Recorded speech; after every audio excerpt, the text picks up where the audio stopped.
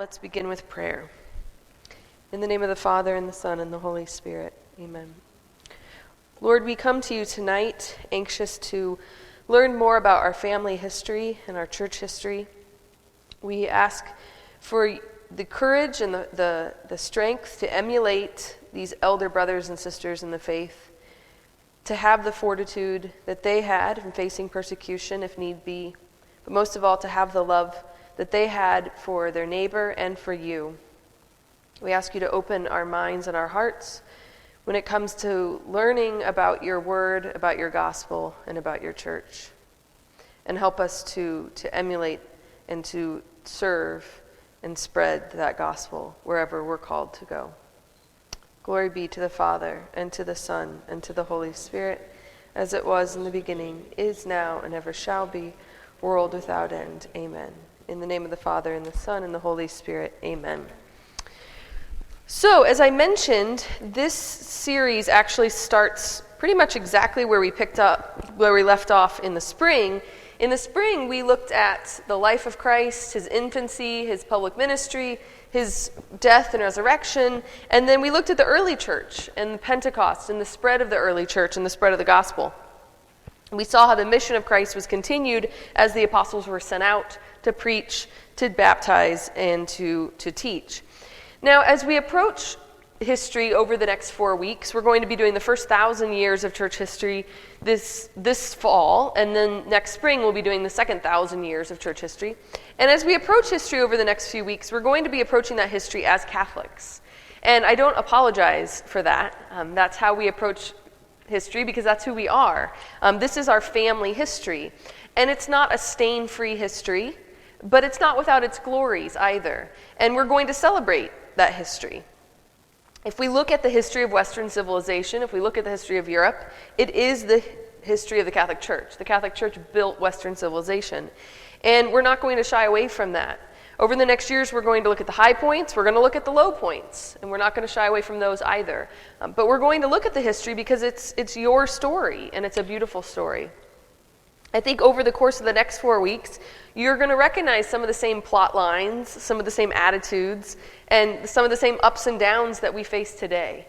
Next spring, when we look at the second 1,000 years, I think we're really going to be tackling more kind of the misunderstandings of church history. We're going to look at things like the Crusades, Pius XII, some of the things that our brothers and sisters out there in the world misunderstand about our history. Not that it's stain-free, and we're not going to shy away from that. The church made mistakes. But there's also really beautiful things about the history, and we're going to see that as well. So that's where we begin today. We're going to begin where we left off in the spring when we looked at the gospel going out from that upper room in Jerusalem. But for the sake of time, we're beginning not in Jerusalem, but in the city of Rome. So you can read about Paul's journeys in the book of Acts as he takes the gospel out and spreads it. Paul eventually will end up in Rome, as we see in the book of Acts, under house arrest, and that's where Acts finishes. Peter vanishes from the pages of Acts after the Council of Jerusalem in Acts 15, but historical details tell us that he eventually ends up in the city of Rome, if he hadn't have been there before the Council of Jerusalem, and some people say he was. We know that Peter's first epistle was written from the city of Rome because he refers in that letter to Babylon. And at the time, Babylon would have been a code for the city of Rome. So why Rome? Why did the first pope end up in Rome? Why was Paul actually told to go to Rome by our Lord himself? And we see that in Acts 23:11 and Acts 19:21, that Paul's told, you will testify to me in Rome. Rome was the center of the known world at that time. It's hard to overstate the importance of the city of Rome. The ancient Romans called it the eternal city, and they called it this for a reason, because they could not fathom a time where the city would not be in its glory. They could not fathom a time when the city would fall. Of course, the barbarians showed them otherwise, but it just seemed that Rome was so wonderful and so powerful that it would never fall. From the 8th century BC, when it was founded, to the present day, when Peter and Paul are living in the city, Rome had grown from a little town on the banks of the Tiber River to the capital of an empire that stretched from modern-day Great Britain down to northern Africa, from the Iberian Peninsula in modern-day Portugal and Spain to Western Asia, a huge expanse of land. And I love looking at this because this is an artistic representation of the Forum, of the main center of the city at the time. And you see the depiction of the Arch of Septimius Severus here, his victory arch.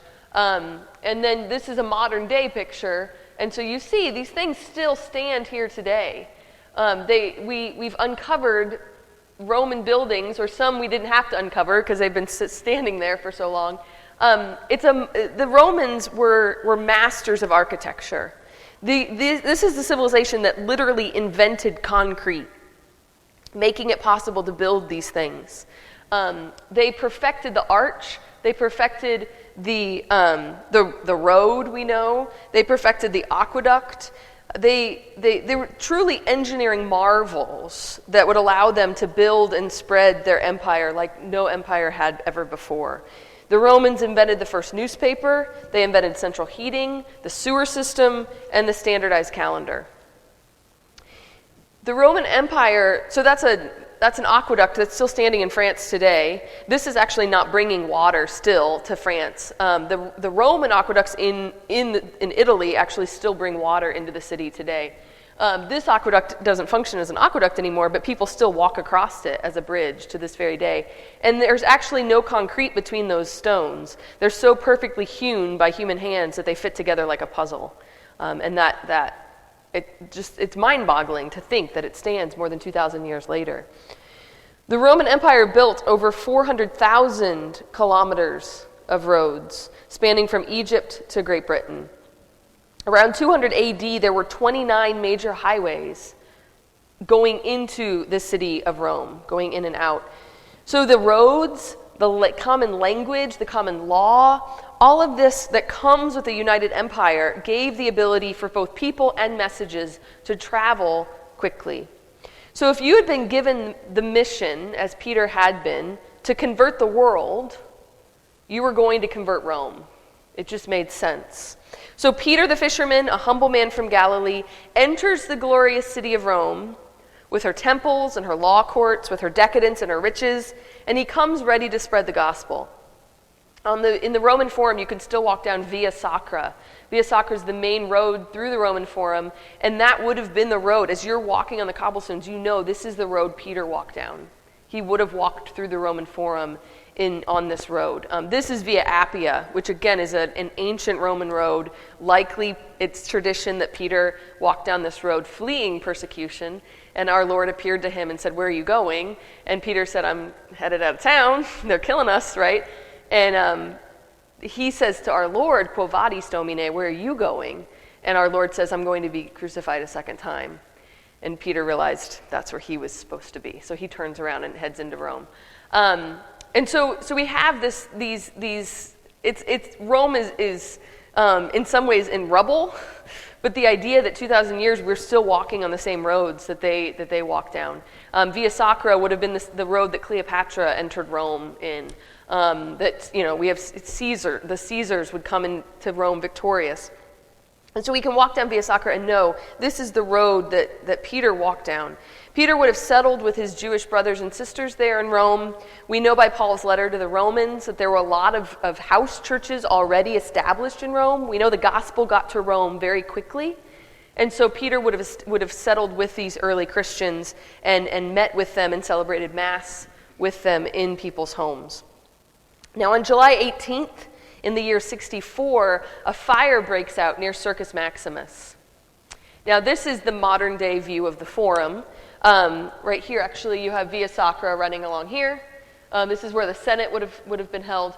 So I'm looking out onto the Roman Forum, and this was a few years ago. I was there with a friend, and I was like, "Oh, a fire! There's a fire out there." And I realized that's the direction of Circus Maximus. This would have been the direction where the fire in 64 started. So we had a little philosophical musing there, standing there, wondering, "Oh, this isn't a good sign for us that fire's breaking out." So the fire breaks out under the reign of Nero, 64 AD. Rome burns for 10 days. 10 of the 14 districts of the city were destroyed in this fire. Now, Nero needed a scapegoat. There was rumblings at the time, and still are today, that Nero probably started the fire himself, possibly. He needed to clear some space out into the city to build more things.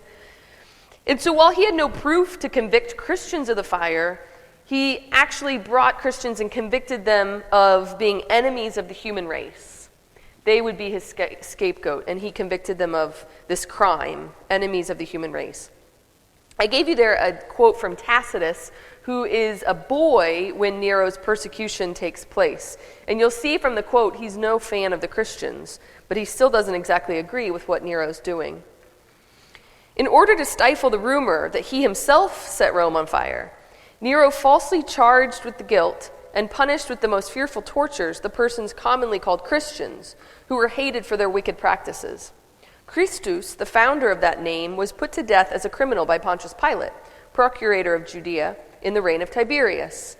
But the pernicious superstition, repressed for a time, broke out again, not only through Judea, where the mischief originated, but through the city of Rome also, whither all things horrible and disgraceful flow from all quarters, as to a common receptacle where they are encouraged. Accordingly, first those were seized who confessed. Next, on their information, a vast multitude were convicted, not so much on the charge of burning the city, as of hating the human race. In their very deaths, they were made the subjects of sport, for they were covered with the hides of wild beasts, worried to death by dogs, or nailed to crosses, or set fire to, and when the day waned, burned to serve for evening lights.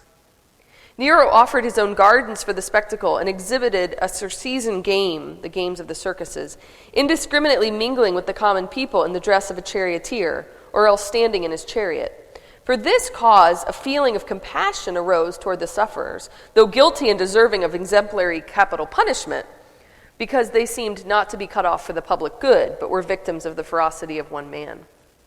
And so Tacitus is no sympathizer of the Christians. He said we were, disgraceful, the pernicious superstition, right? He agreed we were deserving of capital punishment, but the way Nero went about it was so flippant that even Tacitus felt a little sorry for the Christians. And you see here an artistic depiction of Nero and his parties in his circus and his gardens being lit up by the Christians.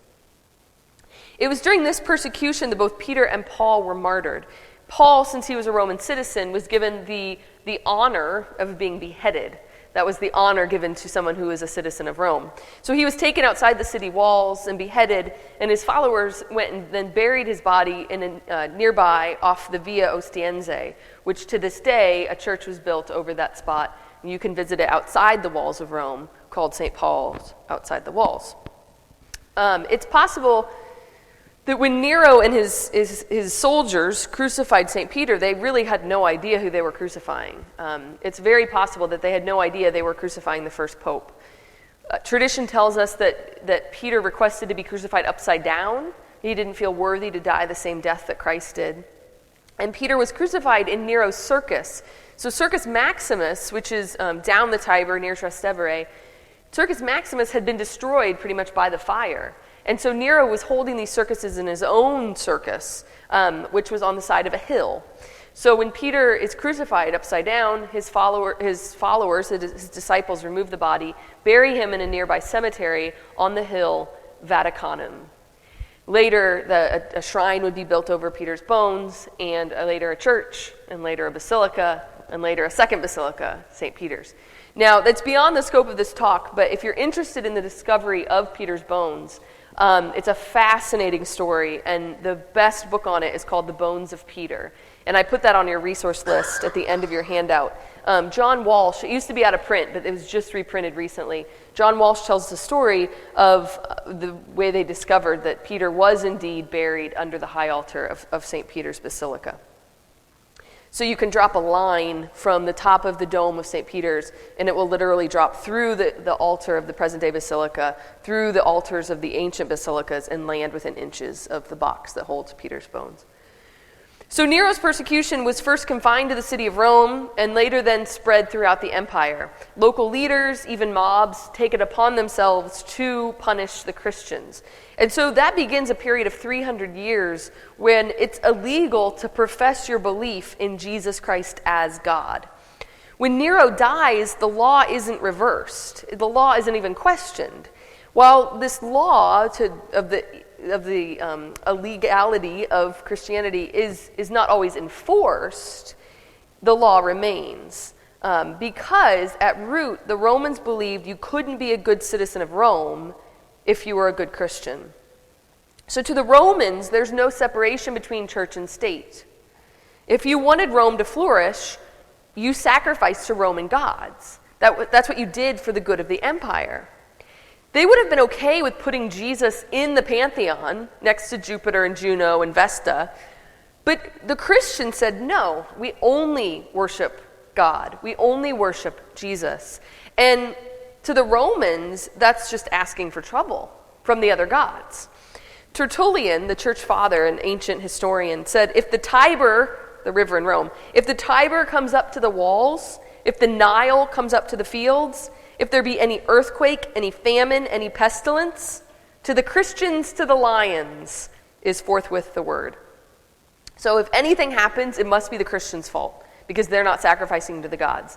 They wouldn't sacrifice to the gods. They wouldn't eat meat sacrificed to idols. They refused to participate in the communal worship of the cities. And so the Romans saw them as narrow-minded and intolerant. It might sound a little familiar to us today. The Christians were seen as secretive because their religious practices were only open to the baptized. The rumors and accusations began to spread. They were accused of immoral practices like cannibalism, and they were accused of practicing magic, likely because people were hearing about the Eucharist and they were hearing about the sacraments. They were hearing about the healing that was taking place. The Romans believed that the state was the absolute authority, and the emperor was supreme. And Christians, of course, disagreed, not because they weren't obedient citizens. Christians wanted to be obedient citizens, but they believed that the emperor even was subject to God. So they were obedient citizens to an extent, but they would always be more obedient to their God. And so Christianity was seen incompatible with the Roman state. And Christians were killed, often the reason they were killed was atheism. Which is kind of interesting, but it was because they would not sacrifice to the Roman gods. So, atheism and being enemies of the human race, and this is why Christians were killed. I gave you a lot of historical quotes in this handout because you'll see even today people saying, well, Christians weren't really killed in the Roman persecutions. There was even recently at a Catholic university, one of their history professors came out and said, we shouldn't say that Christians were persecuted for being Christian. Well, technically they were being persecuted for being enemies of the human race, but it's precisely because of their belief in Christ and because of their worship of Jesus Christ as God. So if you ever go to Rome and get a bad tour guide, you might have someone tell you there were no Christians killed in the Colosseum. Well, that's just ridiculous, right? We've held that for 2,000 years, and suddenly now in 2016 we think we know there were no Christians killed. There were Christians killed in the Colosseum. There were Christians probably killed. There were definitely Christians killed in the circus of Nero, and there were Christians killed throughout the empire for being Christian.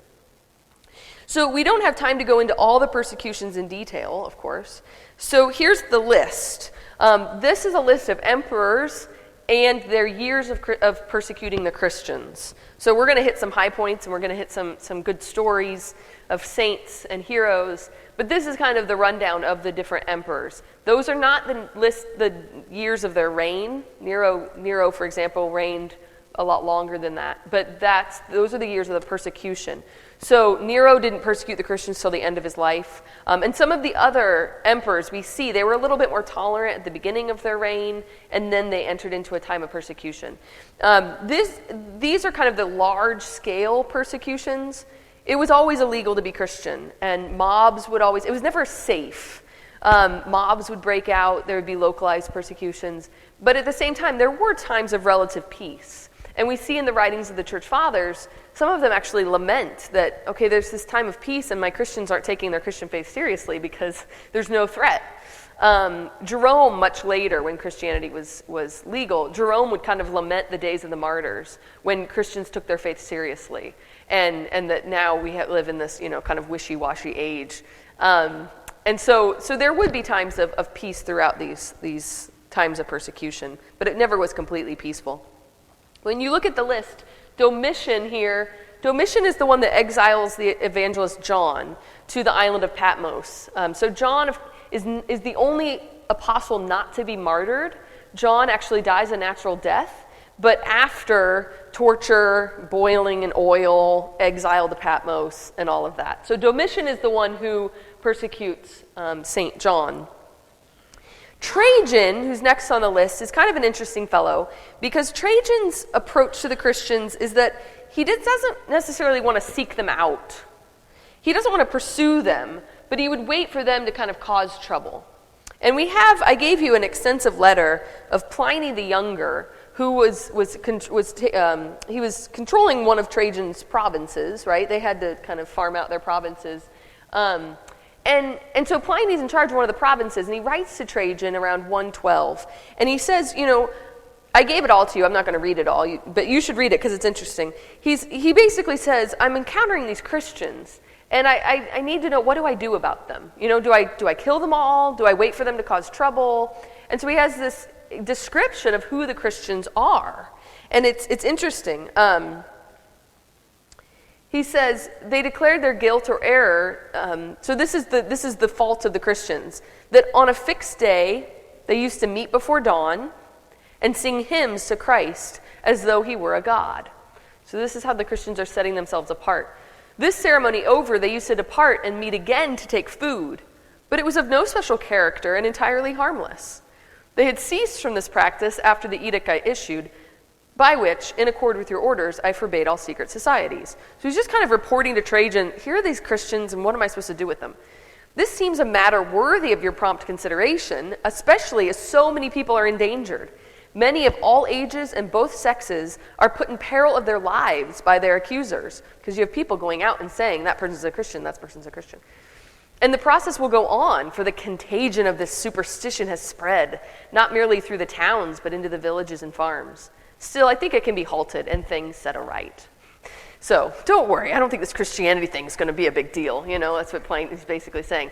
And so Trajan writes back to him, and he says, you're doing the right thing, right? Don't hunt these Christians down, but wait for them to cause trouble.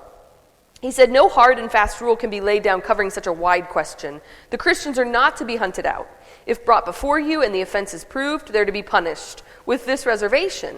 If anyone denies that he's a Christian and makes it clear that he's not by offering prayer to our gods, then he is to be pardoned on his recantation, no matter how suspicious his past. As for anonymous pamphlets, so there were things circulating it was a witch hunt, right?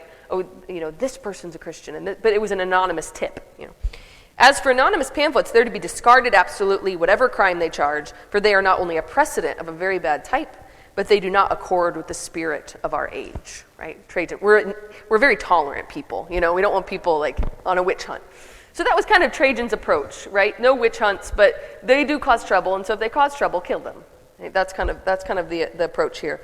That was a common thing in the next 300 years. We'll see in the persecutions. That was how they got you to prove you weren't a Christian. You would offer sacrifices to their gods, and that's all that was required. You offer the sacrifices, and you go on your way. Well, the Christians weren't going to budge that easily. Some did, and that's a whole other controversy, because those who did became lapsed Catholics, lapsy. So how do you let them come back to the church? And that's a whole controversy in the church. But all that was needed was just, pinch some incense, throw some incense in front of the gods, and we'll let you go home. And so you can see how easy it would be for a Christian in fear of their own death. It's not that big a deal, right? Just offer some incense, right? Thankfully, that's not asked of us, but a lot of things are asked of us. It's not that big a deal, right? Just do that, and then we'll leave you alone. So it's interesting that Trajan's policy is kind of non-confrontation, but a church historian, I guess, said it was the first don't ask, don't tell policy.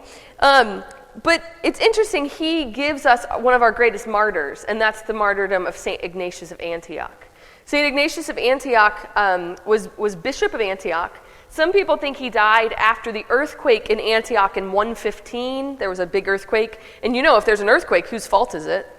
The Christians, right? So some people think he died then, but most people think he died around 107, which means that he must have been causing trouble for Trajan to have him killed.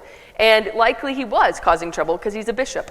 And we have a lot of writings of Ignatius to his flock, correcting heresies, encouraging them in persecutions.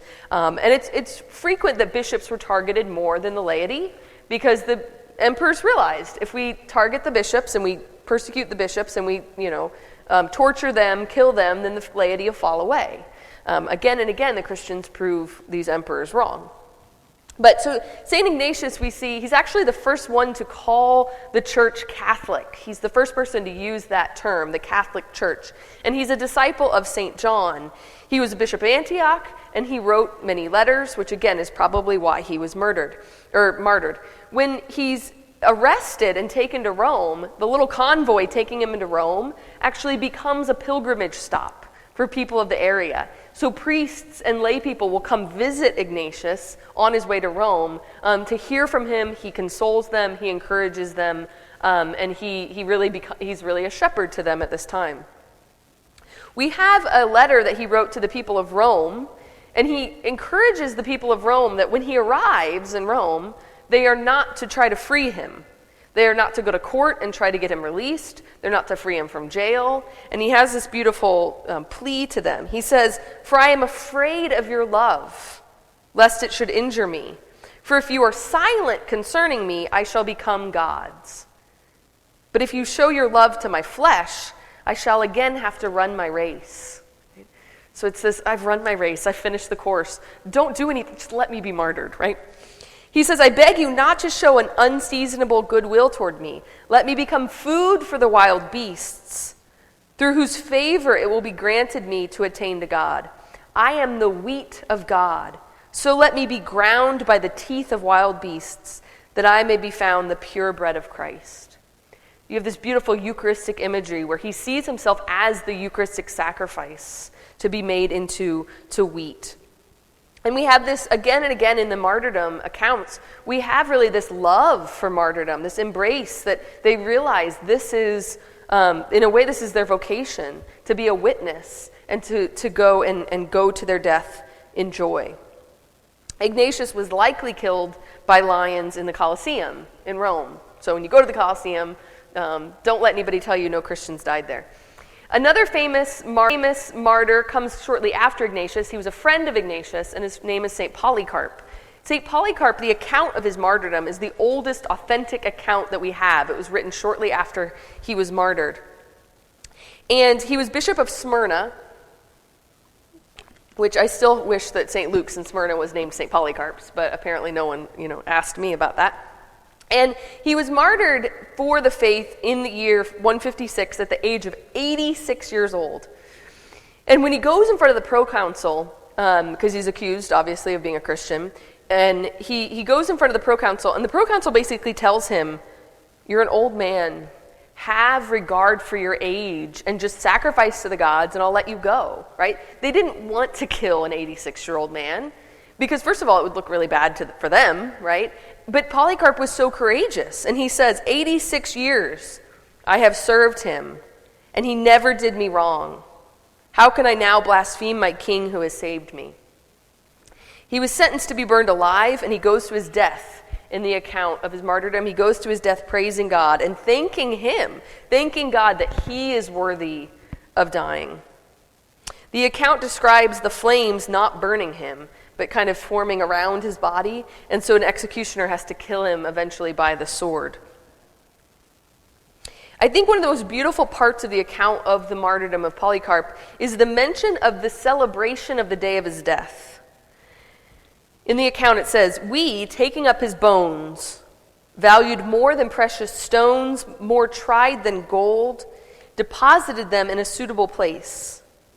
There also, as far as we can, we will celebrate the birthday of his martyrdom in joy and gladness, both in commemoration of those who finished their contest before and to prepare those that shall finish hereafter."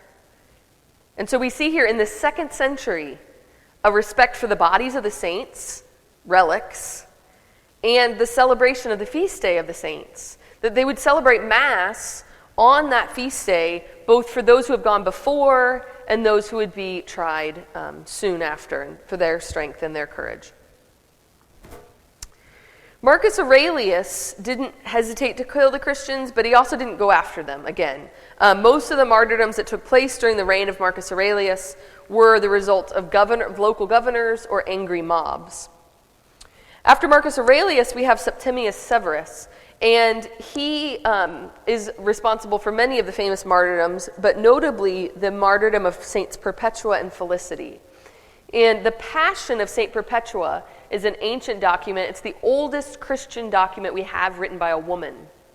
And you can find it you can find it online. It's in the public domain now, obviously. You can find it in history books, in secular history books, because it is such a primary resource of that time. Saint Perpetua was 22 years old, and she was a noblewoman, and she was arrested along with her household and her slave or servant, Felicity. Perpetua had just given birth and had a little baby boy, and Felicity was still pregnant. And so in the Passion of St. Perpetua, I have some snippets to show you now, but I'm not going to read it all. It's about 5 or 6 pages long. But it's a beautiful account of what it means as a young woman to be Christian in that time. She tells the story of being of her father coming to her, and her father wasn't Christian, and her father tries to persuade her otherwise, right? He tries to persuade her to sacrifice to the gods. And she says to her father, "Father, do you see this vase?" And he says, "Yes, I see the vase," right? And I told him, "Could it be called by any other name than what it is?"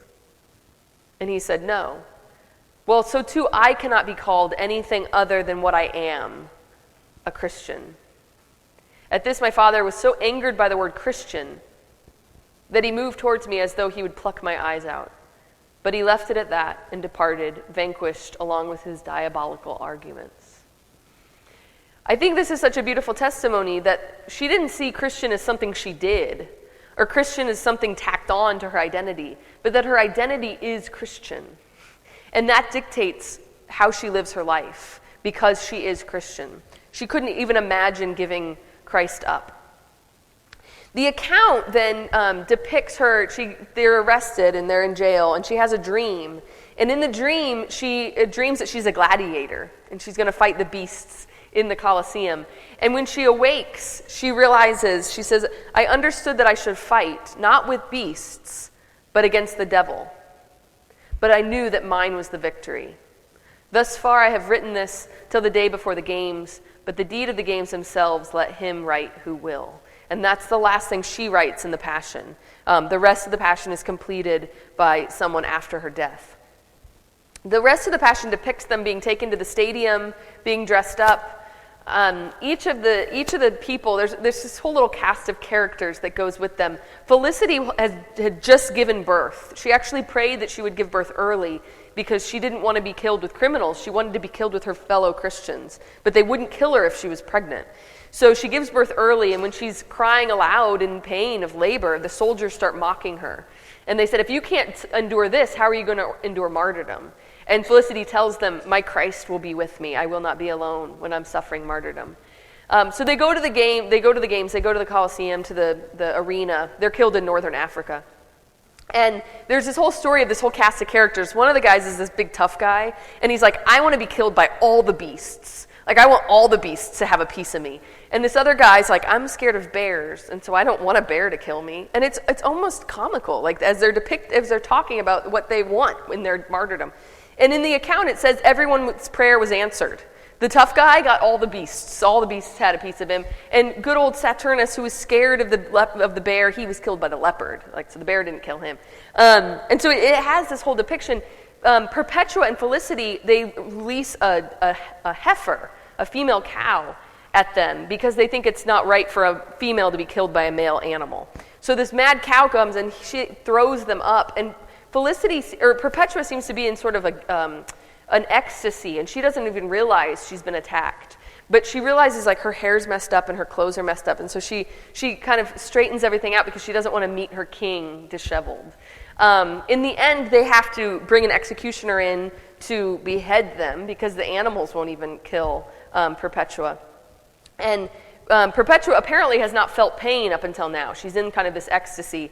And so the account says, but Perpetua, that she might have some taste of pain, was pierced between the bones. So the executioner actually accidentally hit her collarbone. And she shrieked out. And when the swordsman's hand wandered still, for he was a novice, herself she set it upon her own neck. So she guided the executioner's hand. And then this beautiful line, perchance so great a woman could not else have been slain, had she not herself so willed it. She's such a great woman that she had to help the executioner to kill her.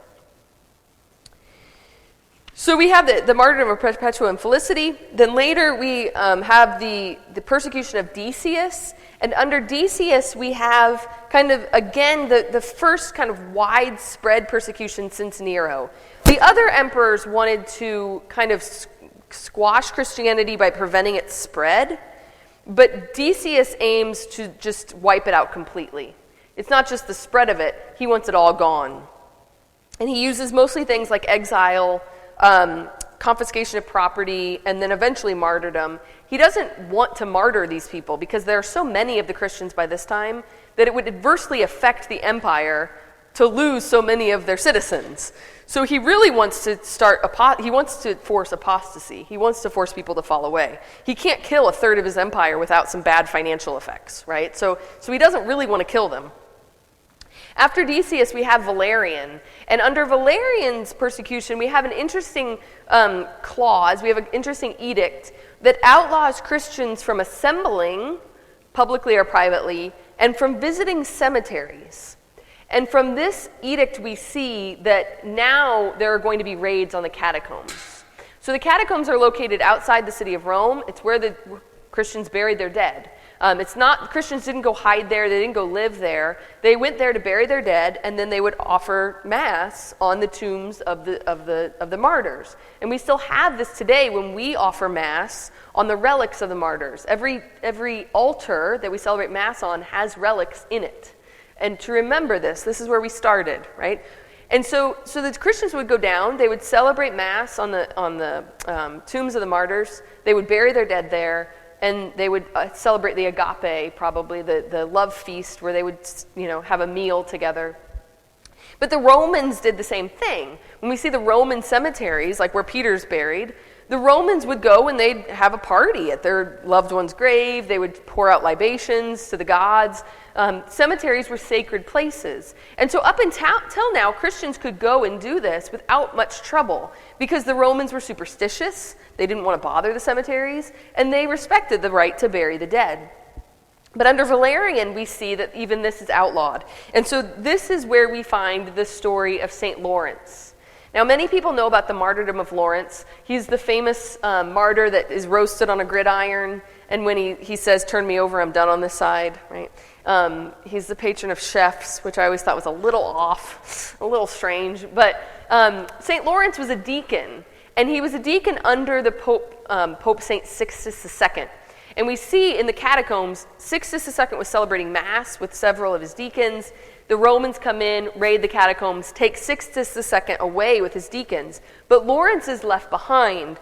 And in the account, we see that Lawrence cries out, "Father, where do you go without your son? Holy priest, where do you go without your deacon?" Pope Sixtus replied, "I do not leave you. You will follow me in 3 days." Now, Lawrence was the deacon. He was in charge of the treasury of the church. Essentially, he was in charge of the collection basket. And the emperor knew this, and the emperor asked Lawrence to bring him the riches of the church. And so Lawrence is left alive, and he is to bring the riches. And what does Lawrence do? But to the emperor, he brings the poor, and the lame, and the handicapped. And he says to the emperor, "These are the riches of the church." Lawrence is martyred 3 days after Sixtus is martyred. So we celebrate the feast of Sixtus and companions, and then 3 days later, on August 10th, we celebrate the feast of St. Lawrence. The greatest persecution broke out during the reign of Diocletian. It's often called the Great Persecution. This is probably when saints like Saint Sebastian, Cosmas and Damian, Agnes, Lucy, Philomena, these saints probably died under Diocletian. Diocletian wanted to bring back the golden age of Rome. He wanted to bring back the glories of Rome. And to do this, he needed to get rid of the Christians, because it was clearly their fault that Rome was declining. Diocletian's first edict prohibits Christians from assembling, and he orders that their scriptures be destroyed. This is a time Christian senators and Christian soldiers were told that they had to either sacrifice to the gods or lose their rank. And so with this, we see the martyrdom of St. George and St. Sebastian, both of whom were soldiers under the Roman Empire. Diocletian's second edict ordered the arrest of all bishops and priests. Again, strike the leaders in hopes of scaring the laity. Prisons began to fill up so quickly that Eusebius, a historian, wrote at the time that ordinary criminals were released because they had to make room for the bishops and priests that were being brought in. In 304, Diocletian orders that all the people of the towns, men, women, and children, had to gather in a public space and make sacrifice. They had to be ordered to offer sacrifice. Now, that wasn't always followed, but we do see from here on out, there was a whole town being burned because their inhabitants refused to make sacrifice. We also see many martyrdoms of children during this time, because he didn't even care for age. If you were a child, it didn't matter. St. Tarcisius, who's up there on the right, he possibly died during this time, although he might have also died during the reign of Valerian. A lot of times we have the tombs and we have accounts of their martyrdom, but we don't necessarily know the exact years of when they were martyred. One Roman commented years later that if the Romans had slain as many barbarians as they had slaughtered Christians during this time, there would be no barbarians to assault the empire. Diocletian had divided rule over the empire between himself and 3 other men. And to make a long story short, eventually he abdicates, the rule kind of changes, the people kind of change, they pass it to their sons. Eventually we have 2 men in charge of the empire, a man named Maxentius, who still was persecuting the Christians, and a man named Constantine, whose mother was a Christian, but he was not a Christian. Maxentius wages war on Constantine, and Constantine marches into Italy with 25,000 men. And when Constantine's approaching Rome, he has a famous vision. Some accounts say it's a vision in the sky. Other accounts say it's a dream. Other accounts say it's both. But all accounts point out the same thing. He has a vision of a cross, or a Cairo, the Greek symbol for Christ, which also resembles a cross. It's a P with a crossbar. He has a vision of a cross, and he's told, in this sign you shall conquer. In hoc signo vinces, in Latin. In this sign you shall conquer. And this dream, it so impacts him that he changes all the Roman legion symbols. The eagle, the symbol of Rome, he changes that on his armor, on his men, on his shields, to the cross. And so we have a military leader changing the most important symbol of the legions of Rome and putting essentially a Roman execution symbol on his men. And they march into battle. It's the famous battle, the Milvian Bridge outside of Rome, and Constantine is victorious.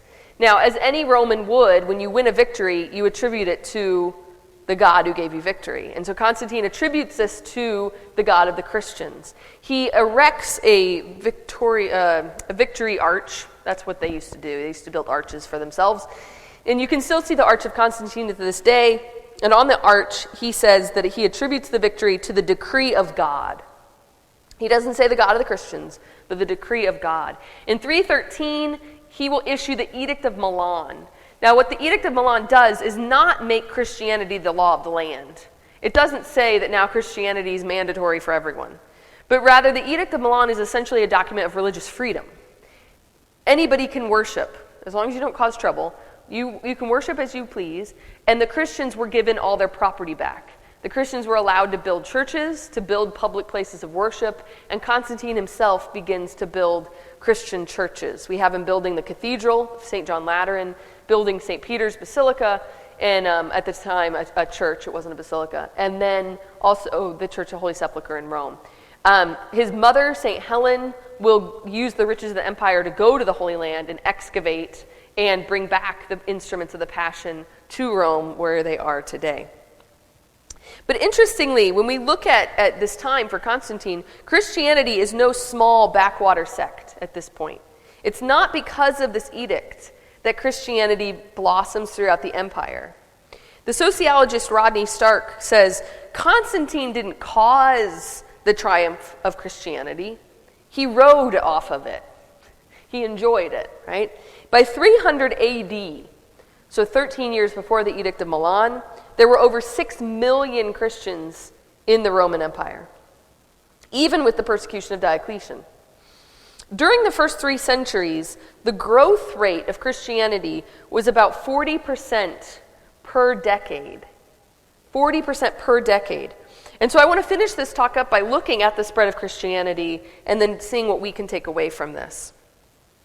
When we see in 112, when Pliny the Younger writes Trajan, he tells Trajan that Christianity's invaded the villages and the country. It's seized upon people of every age, rank, and sex.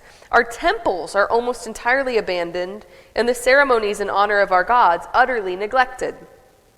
By the end of the 2nd century, Christian apologist Tertullian brags to the Roman magistrates, "We are but of yesterday." So we just were founded the other day, right? "We are but of yesterday, and we fill your towns, your islands, even your camps and your palaces, the Senate and the Forum. We have left you only your temples." So basically, the Christians are everywhere, right? Everywhere but the pagan temples. Now, the sociologist I just quoted, Rodney Stark, has done extensive research about why this is the case. He looked at the years of the early church and how it grew. Now, at the time of his research, he was an agnostic, and he didn't care about proving anything about Christianity. He just wanted to know, how does an illegal sect spread throughout the empire as this one did? And in his work, he challenges the theories that were present, that were kind of commonly held, and still are, the theories that Christianity grew by mass conversions. So lots of explosive conversions like Pentecost throughout the cities. Or that it was essentially a religion of the poor. And so the poor and the lower class became Christian because what did they have to lose, right? And Rodney Stark said, no, actually, if you look at historical records, it's the wealthy and the literate that are converting to Christianity. He says the power of Christianity lay not in its promise of otherworldly compensations for suffering. No, the crucial change was the rapidly spreading awareness of a faith that delivered potent antidotes to life's miseries here and now. It was changing life here on earth.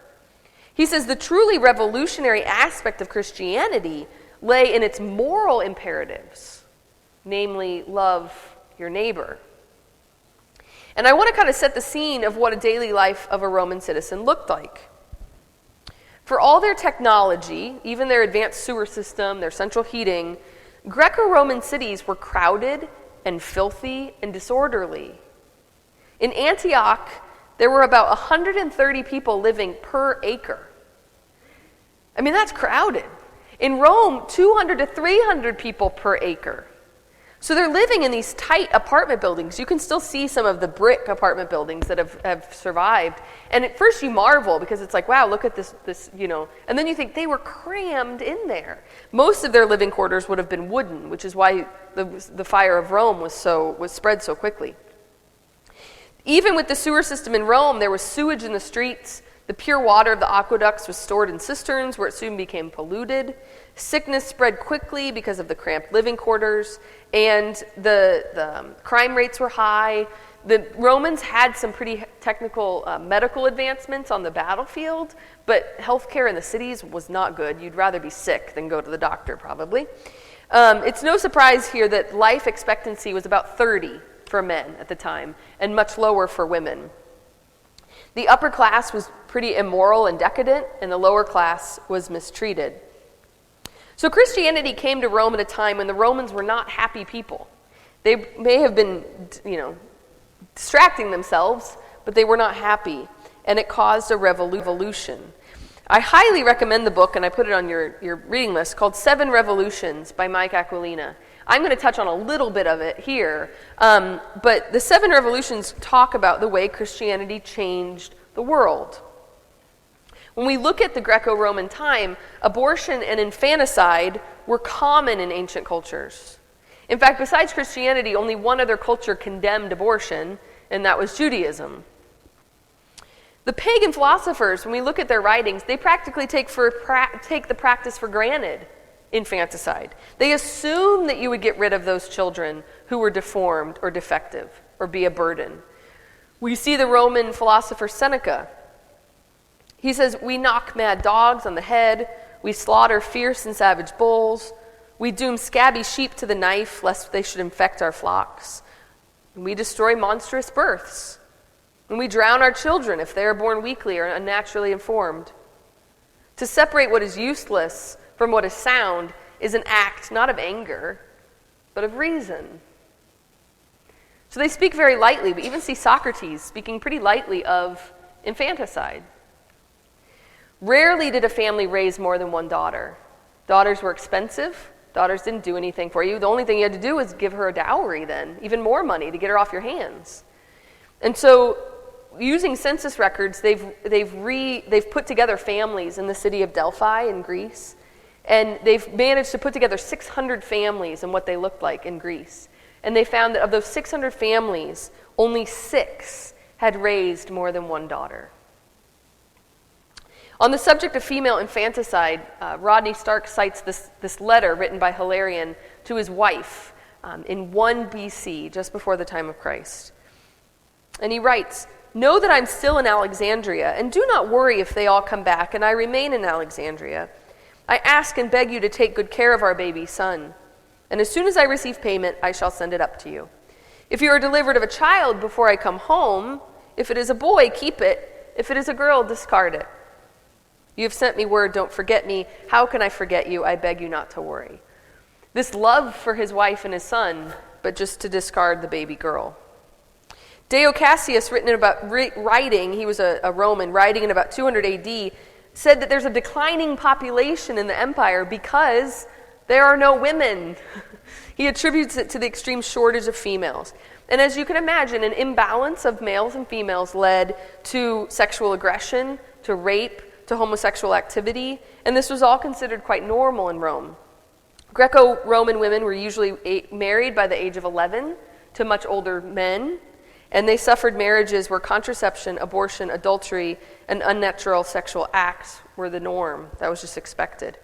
It was interesting, before the time of Christ, Caesar Augustus wrote a letter, and he realized, I have all these immoral things happening, and this isn't good for the empire. Because my security, my finances, everything needs men to be, civilized, to be married, to settle down, and to have children, have taxpayers.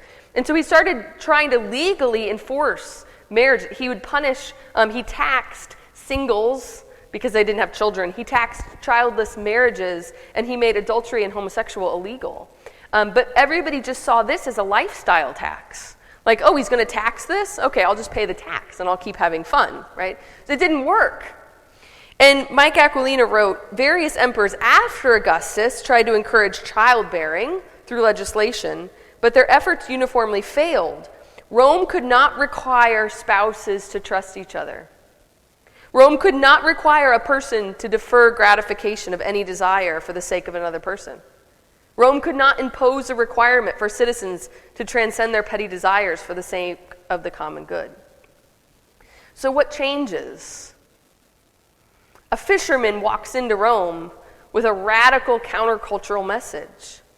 He preached to women that they were equal in dignity to men, that the spouses were called to love each other, and that all life was sacred. The new religion speaks of dignity of work, the dignity of labor. It spoke of a God who worked, a God who suffered. And these people were so convinced of their message and so in love with their God that they were willing to die for him. When we look at early Christian converts, it's not surprising that they were disproportionately female. Because here we have women being told that they're equal in dignity. We have the Blessed Mother being held up as a model. And we have women hearing that their spouses are to love them. It really puts Ephesians 5 and St. Paul, husband, love your wives, in a completely different perspective. He was preaching this to a civilization that women weren't loved. And now Paul's telling husbands, love your wives? The Christians weren't engaging in unnatural sexual acts. They weren't engaging in contraception and adultery and abortion and infanticide. And so Christianity began spreading because they were having babies. And before I read this quote, that if women are flocking to the house churches, if women are flocking to Christianity, what soon happens? Men flock to Christianity, right?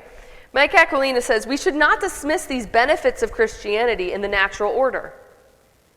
One thing that the rise of Christianity demonstrated is that faithfulness to the one true God is the best way to happiness, not only in heaven, but also in the world that God created. Christian faith, then as now, makes for happy homes. And in pagan cultures, then as now, happy homes are very attractive. The evidence seems to indicate that in the Roman Empire, Christian homes provided the church's primary place of evangelization, and that the church grew because in every place it lived as a family. We see Christians taking care of their neighbors during plagues, during illness, during sicknesses. They took care of people. They loved their neighbors. They were going to their deaths with joy, singing songs. Mike Aquilina says, the Christians had something worth dying for. And if someone has something worth dying for, they have something worth living for. So despite the persecutions, the church was growing at exceedingly high rates. The 40% per decade, if the Diocese of Nashville grew at that rate, by the time this year's First Communion class collected Social Security, we would have over 1 million Catholics in the Diocese of Nashville. That's how much it was spreading and how quickly. And it wasn't because of mass conversions. It was because of the quiet fidelity of families, of individuals, of the laity. It was mothers teaching their children. It was neighbor helping neighbor. It was Christians remaining true to their belief despite the culture that was directly against everything they stood for. I want to end with a quote. It's from the Epistle of Diogenetus, which was an ancient apologetic work from 150. It's a great description of what it means to be Christian in the world. They speak about how the Christians don't dress differently. The Christians don't have different jobs. The Christians are living in the world, and yet they're not of the world. They're very different. They're living different lives, even though they look like us. They look like us, but there's something different. And there's this great quote. In a word, what the soul is in the body, this the Christians are in the world. That's what it means to be a leaven in society. Christ calls us to be the leaven in the bread, right? You don't see leaven when you're mixing it up, right? It disappears in the bread dough. But if you don't have leaven, you're not going to have rising bread, right? That's what we are to be in society. We don't have to wear shirts that say, I'm Christian on them. But people should be able to tell there's something different about us. We should be making differences. The Christians in the Roman Empire in the first 3 centuries were intolerant, close-minded people who practiced a weird religion that was painted to be an enemy of the state. In the midst of the culture of death, they were having babies, and they were loving families. They were taking care of the handicapped and the elderly. They didn't just say they believed in the gospel of Jesus Christ. They were living the gospel of Jesus Christ, and they were dying for it. And this changed the world. It changed not just the Roman Empire, but the entire world. Remember, Constantine didn't make the Roman Empire Christian. They say in the book 7 Revolutions, the conversion of the empire was all but done by the time Constantine rose to power. And it was done by one person, one family at a time. Now, we're not facing Diocletian persecution today. We're not facing wild beasts. We're not facing being burned. But we are facing a world that has many similarities to this Roman Empire. And it can be easy to become discouraged and to look at this culture and say, how am I going to make a difference? I'm one person. But when you're faced with this doubt, when you look at the culture and you think, how can we make a difference? I ask you to do one thing. To put yourself in the shoes of that fisherman who walked into the city of Rome and was faced with converting the entire empire, and did so within 300 years. There's a lot more than 12 of us here today. And I think if we persevere and have patience and stay true and stay faithful, we will be able to convert this new empire.